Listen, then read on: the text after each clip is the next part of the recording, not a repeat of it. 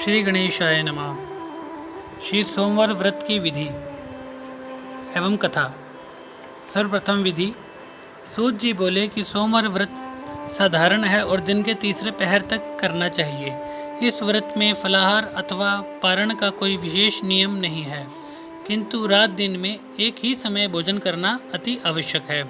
सोमवार के व्रत में शिव पार्वती जी का पूजन करके शिव महिमन स्तोत्र का पाठ हो सके तो करना चाहिए। सोमवार का व्रत 3 प्रकार से करना चाहिए। प्रति सोमवार को साधारण, दूसरे सोम में प्रदोष और तीसरे 16 सोमवार। इन तीनों की विधि एक है। पहले शिव पार्वती जी का पूजन करना चाहिए, फिर कथा श्रवण करनी चाहिए।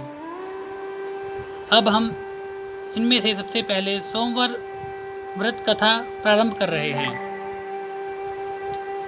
प्राचीन काल में एक धनवान सेठ था जिसके यहाँ धन की कुछ भी कमी नहीं थी, परंतु सब कुछ होते हुए भी उसे एक बड़ा भारी दुख संतान ना होने का था और पुत्र प्राप्ति की चिंता में हर समय बेचैन रहता था।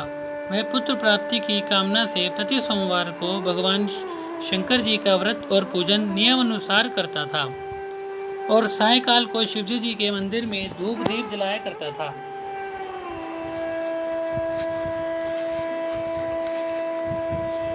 उसकी सच्ची श्रद्धा भक्ति देखकर एक समय श्री जगन माता पार्वती जी ने श्री भगवान भोले भंडारी जी से अनन्य विनती के साथ हाथ जोड़कर कहा कि हे त्रिलोकीनाथ, यह सेठ आपका भक्त है, इसलिए आप इस पर कृपा कीजिए और इसकी मनोकामना को पूर्ण कर दीजिए। श्री पार्वती जी की यह बात सुनकर देवों के देव श्री महादेव जी बोले कि हे गिरिजा, यह संसार एक कर्म क्षेत्र है। यहाँ प्राणी कर्म करने को ही शरीर धारण करता है और जैसे किसान खेत में जैसा बीज बोता है वैसा ही फल प्राप्त होता है, ठीक इसी प्रकार संसार में जो जैसा कर्म करता है वो वैसा ही फल पाता है। अपनी अपनी करनी का ही सब प्राणी फल भोगते हैं। यह बात सुनकर दयामती श्री पार्वती जी ने फिर अनन्य विनय कर कहा कि हे प्राणनाथ, जबकि यह बेचारा रात दिन दृढ़ विश्वास के साथ आपकी भक्ति करता है, तब आप कृपा करके इसके दुख का निवारण कीजिए। आप तो दया के धाम हैं, अतएव इस पर दया अवश्य करनी चाहिए। श्री गिरजा भवानी के इस प्रकार आग्रह करने पर श्री शिवजी महाराज बोले कि हे पार्वती जी, वैसे तो इसके किसी प्रकार की कोई कमी नहीं है, केवल एक पुत्र का अभाव है। तो ये पुत्र प्राप्ति की चिंता में ही रात दिन दुखी रहता है। इसके भाग्य में कोई पुत्र नहीं है, परंतु फिर भी मैं इसकी श्रद्धा देखकर और आपके आग्रह से इसको पुत्र प्राप्ति का वरदान देता हूँ, परंतु वह पुत्र केवल 12 वर्ष ही जीवित रहेगा। इसके पश्चात वह मृत्यु को प्राप्त हो जाएगा। सो हे पार्वती जी, इससे अधिक मैं इसके लिए और कुछ भी नहीं कर सकता। शिवजी महाराज और पार्वती जी की ये सब बातें वो सेठ भी पूजा करते हुए सुन रहा था। इस बात से उसे ना तो कुछ प्रसन्नता हुई और ना ही दुख प्राप्त हुआ। वह उसी प्रकार प्रत्येक सोमवार को श्री शिवजी महाराज का व्रत व पूजन करता रहा। इस प्रकार करते करते बहुत दिन व्यतीत हो गए। तब शिवजी जी की कृपा से उस सेठ की स्त्री गर्भवती हुई और 10वें महीने में उसने अत्यंत सुंदर बालक को जन्म दिया। सेठ के घर में बहुत खुशियां मनाई गई, परंतु सेठ को उसकी केवल 12 वर्ष की आयु जानकर कोई प्रसन्नता ना हुई और ना ही उसने यह भेद किसी को प्रकट किया। इस प्रकार प्यार दुलार में वह बालक 11 वर्ष का हो गया और उस बालक की माता ने अपने पतिदेव से कहा कि हे प्राणनाथ, अब मेरा लाल सयाना हो गया है, अतः किसी सुंदर गुणयुक्त कन्या से इसका विवाह रचा दीजिए।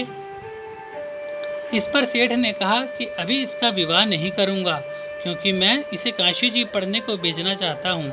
इतना कहकर सेठ ने उस बालक के मामा को बुलवा लिया और उससे बहुत सा धन देकर कहा कि तुम इसे पढ़ने के लिए काशी जी ले जाओ। मार्ग में जहाँ भी ठहरो वहाँ यज्ञ व दान दिल खोलकर करते जाना तथा भूखों को वस्त्र भोजन देते हुए चले जाना। इस प्रकार समझा बुझाकर सेठ ने दोनों को भेज दिया। वे दोनों मामा भांजे यज्ञ रचाते, भूखों को वस्त्र और भोजन तथा ब्राह्मणों को दान देते हुए चले जा रहे थे। चलते चलते मार्ग में एक शहर में रुके। देव योग से उस नगर के राजा की कन्या का विवाह होने वाला था और वर पक्ष का जो राजा बारात लेकर आया था उसका लड़का एक आंख से काना था।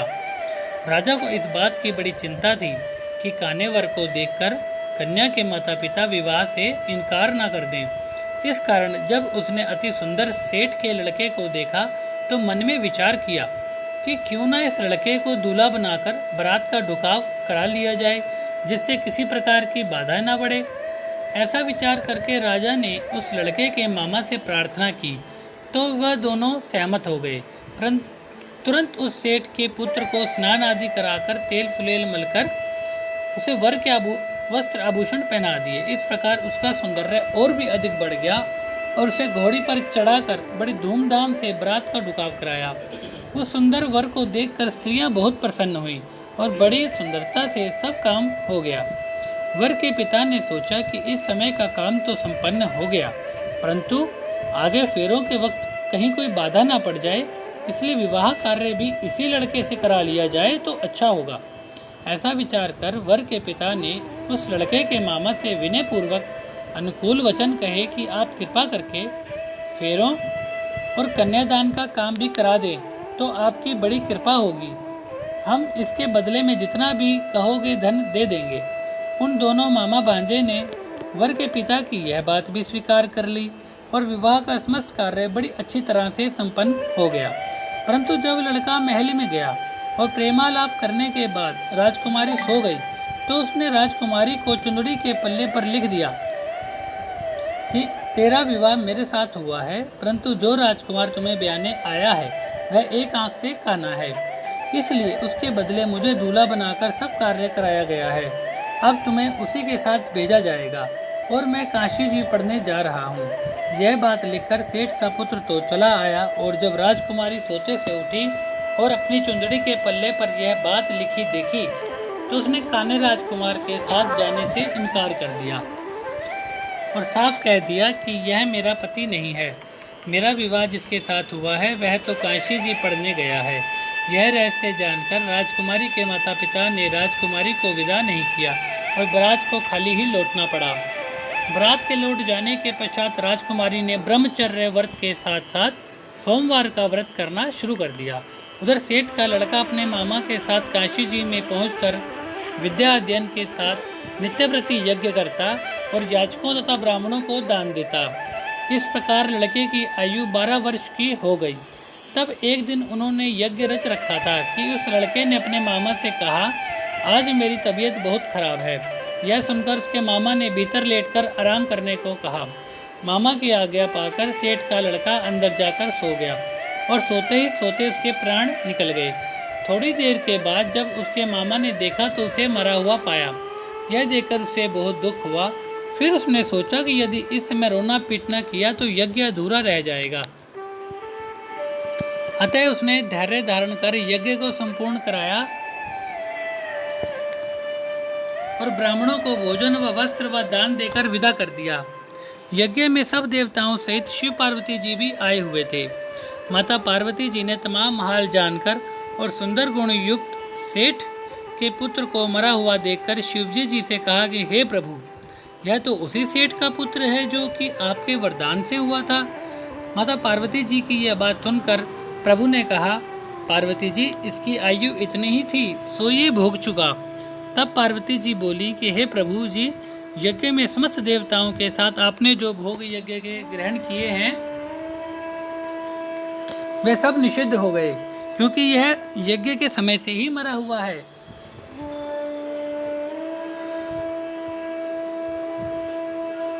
इसलिए आपको इसे जीवन दान देना चाहिए। दूसरे एक अबला के साथ इसका विवाह हुआ है और वह आज तक आपकी व्रत व पूजन प्रत्येक सोमवार को करती है। उसकी आत्मा की पुकार को भी आप स्वयं जानते हैं, क्योंकि आप समदर्शी हैं। तीसरे इस लड़के के पिता प्रत्येक सोमवार को आपका व्रत और पूजन नियमानुसार कर रहे हैं। क्या वह आपके परम भक्त इसका मरना सुनकर दुख नहीं पाएंगे? सो हे प्रभु, आप कृपा करके इसे जीवन दान दीजिए। इस प्रकार पार्वती जी के बार बार आग्रह करने पर शिवजी जी ने उसको जीवन दान दे दिया। तब शिवजी की कृपा से वह सेठ का लड़का पुनः जीवित हो गया और शिव पार्वती जी कैलाश को चले गए। अब वह लड़का और उसका मामा प्रसन्नचित्त उसी प्रकार यज्ञ कराते हुए अपने घर को वापस लौटे। और उसी नगर में आए जहाँ